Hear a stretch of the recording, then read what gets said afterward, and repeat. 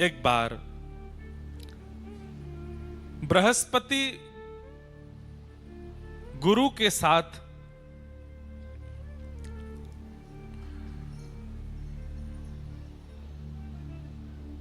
महादेव के दर्शन के लिए प्रस्थान करते हैं।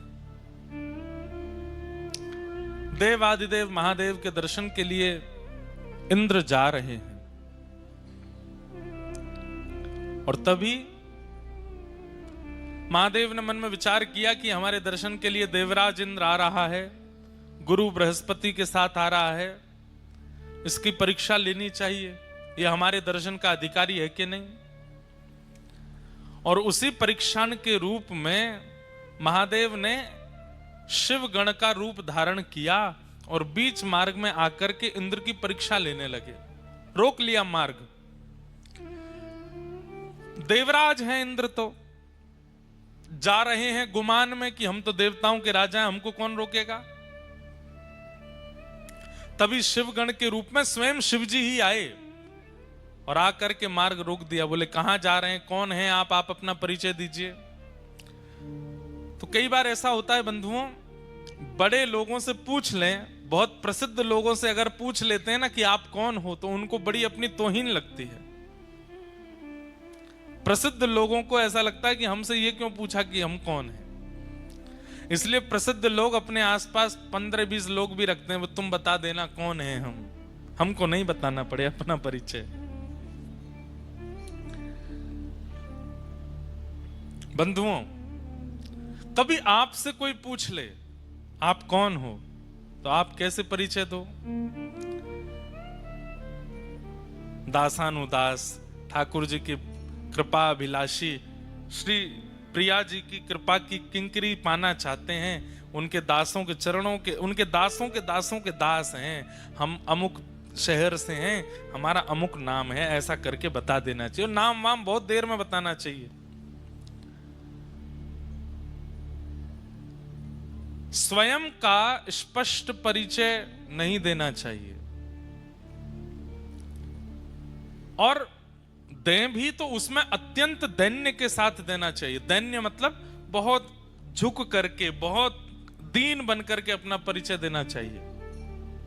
हम वो बात अलग है कि अब आप अमेरिका जा रहे हो, एम्बेसी में पूछ लिया जाए व्हाट्स योर नेम, अब आप वहां कहो दासानुदास कृपानु आदि आदि तो वहां तो स्थिति के अनुसार कोई राह चलता व्यक्ति पूछ ले, बस में बगल में बैठा व्यक्ति पूछ ले, फ्लाइट का व्यक्ति पूछ ले, ट्रेन में कोई पूछ ले, किसी नगर का कोई व्यक्ति पूछ ले, तो क्या अपना परिचय दो। बोले हम तो किशोरी जी के दास हैं।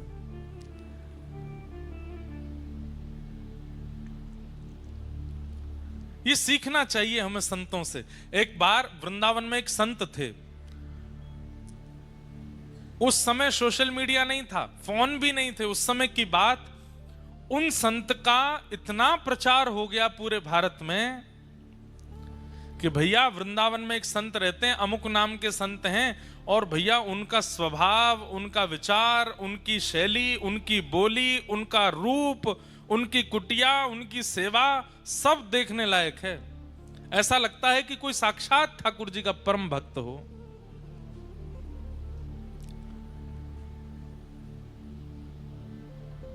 चित्रकूट में एक महात्मा को उनका यश सुनाई दे गया। ध्यान से सुनिएगा। उस समय सोशल मीडिया आदि थे नहीं, गाड़ी बस भी नहीं थी, तांगे चलते थे, और दूर दूर से लोग बहुत मुश्किल से वृंदावन आ पाते थे। तो चित्रकूट में किसी संत ने उनकी जब महिमा सुनी, तो उन्होंने मन में सोचा कि भाई प्राण कब तक तन में रहेंगे, उससे पहले वृंदावन जाके इन महापुरुष का दर्शन कर लेना चाहिए।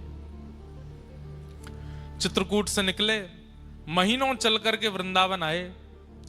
वृंदावन जैसे ही पहुंचे, बिहारी जी के दर्शन की, राधा रमण जी की, राधा वल्लभ जी के दर्शन की इच्छा बाद में थी, पहले उन महात्मा को देखना है, उनके दर्शन करने हैं। संभवतः हरे राम बाबा नाम था उनका, जो वृंदावन के महात्मा थे। तो जगह जगह पूछ रहे थे, भैया वो महात्मा जी कहाँ रहते। अच्छा, वो परिक्रमा मार्ग में चले जाओ, सीधे जाएंगे तो पानी घाट के बाद में यमुना जी के तट पे ही बाबा की कुटिया है। बोला अच्छा। चलते गए, अब पानी घाट पहुंच गए तो पानी घाट पर जाके पूछा भैया वो बाबा की कुटिया कहाँ है, बाबा की कुटिया कहाँ है। पूछते पूछते एक महात्मा मिले उनको। उन महात्मा से उन्होंने पूछा, सब लोग इधर देखो ध्यान से सुनो। बोले भैया वो वृंदावन के एक महात्मा, उनकी कुटिया कहाँ है। तो वृंदावन के वो महात्मा बोले अच्छा उन बाबा के दर्शन करने। बोले हाँ, मैं अभी थोड़ी देर में वहीं जाने वाला हूं उनके पास ही, आप चाहो तो मेरे साथ चल देना। बोले हाँ भैया, हम तो वैसे भी अपरिचित होंगे तो हमसे तो मिलेंगे भी नहीं, आपका परिचय होगा तो आपके माध्यम से हम मिल लेंगे। तो चित्रकूट के उन महात्मा को एक वृंदावन के महात्मा अपनी कुटिया में ले गए और ले जाके बोले आप इतनी दूर से चल के आए, कुछ पाया नहीं होगा, भोजन कर लीजिए। हाँ भैया थोड़ा सा कुछ पवा दो। तो बढ़िया सुंदर टिक्कर बनाए अपने हाथों से, और टिक्कर बना करके सब्जी दाल रोटी जो भी थी सब उनको पवाया। प्रसाद पाने के बाद वो चित्रकूट वाले महात्मा बोले भैया अब हमारा पेट भर गया, अब चलें महात्मा के दर्शन कर लें। बोले अभी तो आपने इतना प्रसाद पाया है, थक गए होंगे, थोड़े पौड़ जाओ, आपके हाथ पैर दबा दूं। अरे नहीं नहीं, हमको नहीं पौड़ना, हमको तो उनके दर्शन करने। अरे 10-15 मिनट ने पौड़ जाओ। पौड़ जाओ मतलब नहीं, लेट जाओ। जबरदस्ती वो चित्रकूट के महात्मा को लिटा दिया। अब उनके पैर दबाने लगे, पैरों में घी की मालिश करें, कभी उनको पंखा जलें, उनके शरीर पर इत्र लगावें, हाथ दबावें, कमर दबावें, कोठा दबावें। वो चित्रकूट के महात्मा तो इतने आनंद में आ गए, सो गए। 20-25 मिनट आधा घंटा के लिए नींद लग गई। जब आंख खुली तो कोई और महात्मा वहां खड़े थे, वो नहीं थे जो पहले से वहां थे, तो कोई और महात्मा वहां खड़े थे। तो खड़े हुए, अरे भैया वो कहाँ है बाबा जिनकी कुटिया है। बोले वो ठाकुर जी की सेवा में गए अंदर।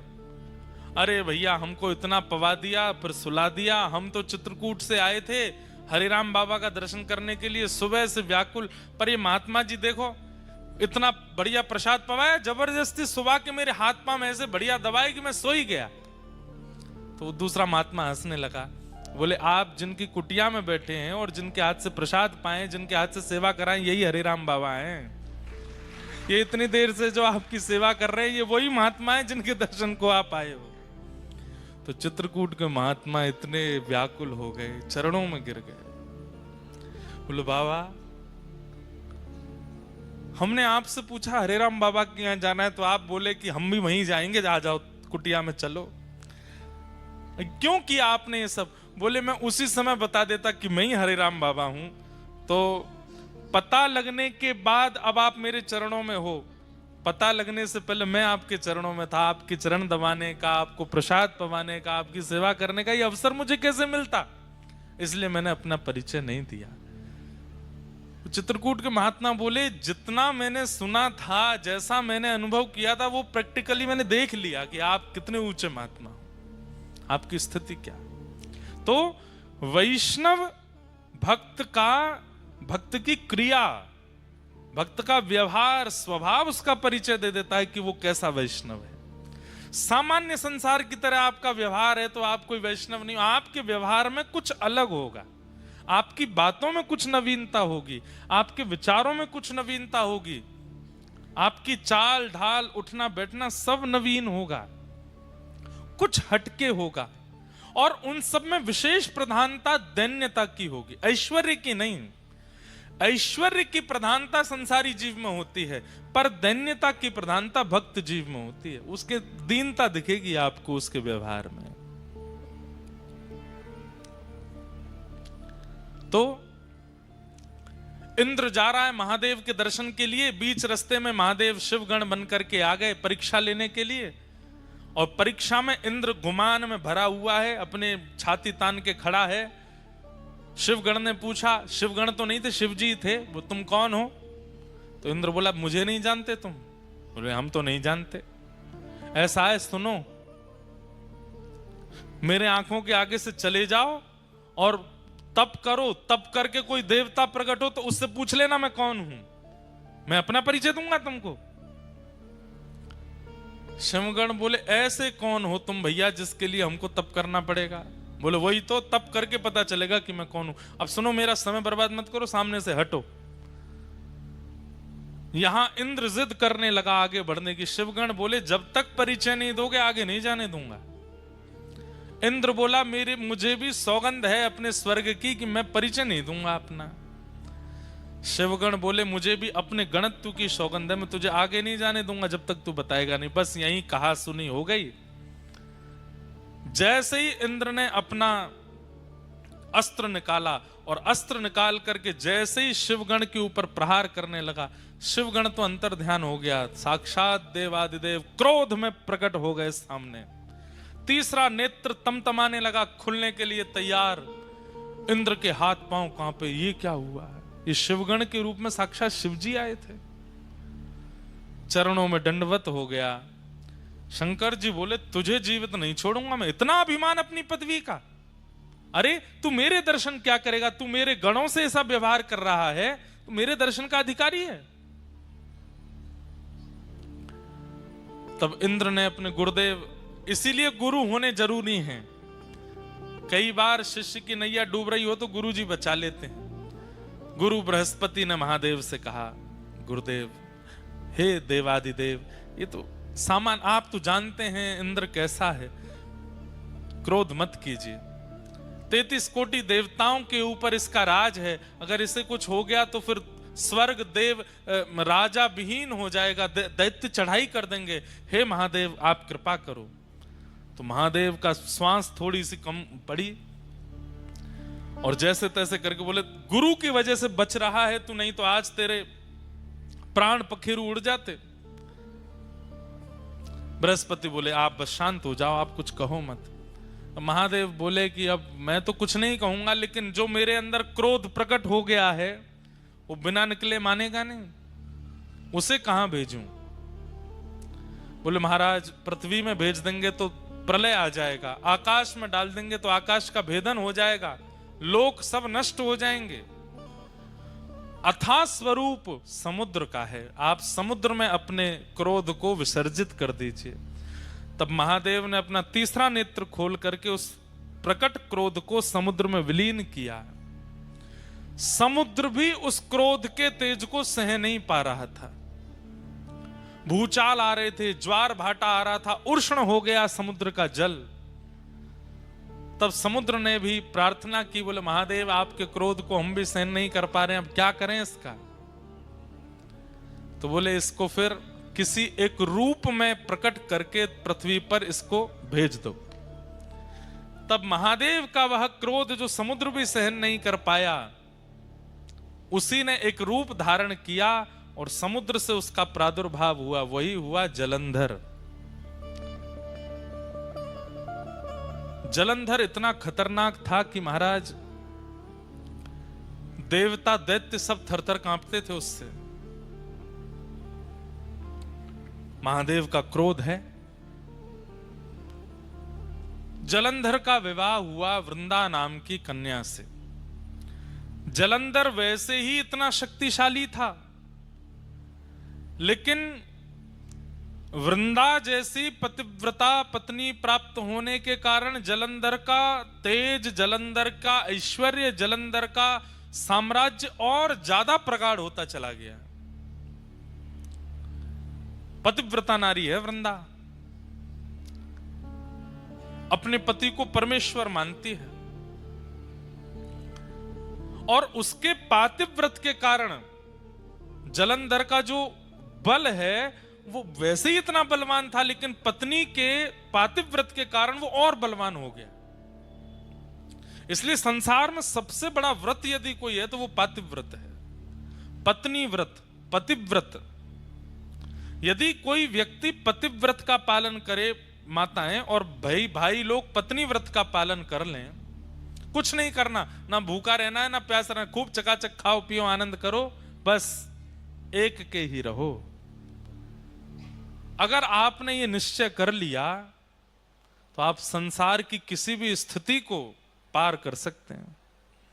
अरे कहां तक कहें, अगर यमराज आ गए पति को लेने के लिए और पत्नी पातिव्रत धर्म का पालन करती है, भले ही पति में लाख दुर्गुण हैं, लेकिन पत्नी पातिव्रत नियम से रहती है, तो उस समय यमराज भी अगर पति को लेने आएंगे तो यमराज भी उसके पति को छू नहीं सकते, पहले पत्नी से आज्ञा लेंगे। हम ले जा सकते हैं इसको? कौन पत्नी चाहेगी कि मेरा पति जाए? कोई नहीं चाहती। सीधी बात, यमराज भी पति का स्पर्श नहीं कर सकते अगर पत्नी पतिव्रता है तो। पत्नी का स्पर्श यमराज नहीं कर सकते अगर पति पत्नी व्रता है तो। इतना बड़ा व्रत है। हम दुनिया भर के व्रत करते हैं, पर इस व्रत में कहीं ना कहीं छूट जा रहे हैं। अब सुनिए, वृंदा का ऐसा पातिव्रत, पर देवताओं ने विचार किया ये पतिव्रता है, ये बहुत अच्छी बात है, पर ये जानते हुए भी कि पति कितना दुष्ट है, फिर भी पत्नी पतिव्रता है। तो ब्रह्मा आदि देवताओं ने कहा कि भैया वृंदा अपने पतिव्रत का पालन नहीं तोड़ सकती। तब ब्रह्मा जी से सब देवताओं ने कहा आप जाकर के जलंधर को समझाइए, वो आए दिन देवताओं पर आक्रमण करता है, यज्ञों का विध्वंस करता है।